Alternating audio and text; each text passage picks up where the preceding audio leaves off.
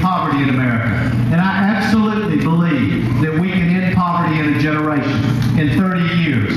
But we're going to have to show some courage. We're going to have to show some backbone. Those pictures that came out of the Ninth Ward of New Orleans when the hurricane hit, the whole world saw them. Nothing has changed. Nothing has changed. The situation, I've been down there over and over. It looks exactly the same. Brothers and sisters, we don't need a surge in Baghdad. We need a surge in New Orleans for the men and women there who are struggling to get their lives back in line.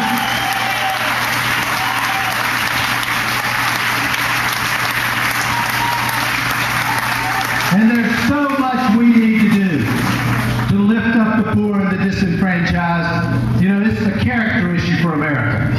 It says something about who we are.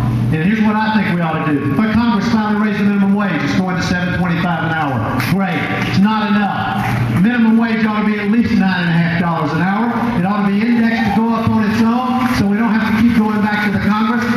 The greatest anti-poverty movement in American history is the organized labor movement. And we have got to strengthen the right of unions to organize in the workplace. We have got to change the law. I have a very simple view about this.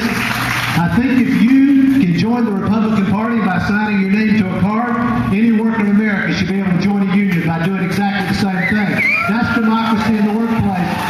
And I just came to hear from walking a picket line, and we need to make it the law in this country that if it becomes necessary for the union to go out on strike on behalf of decent pay, decent work conditions, job security,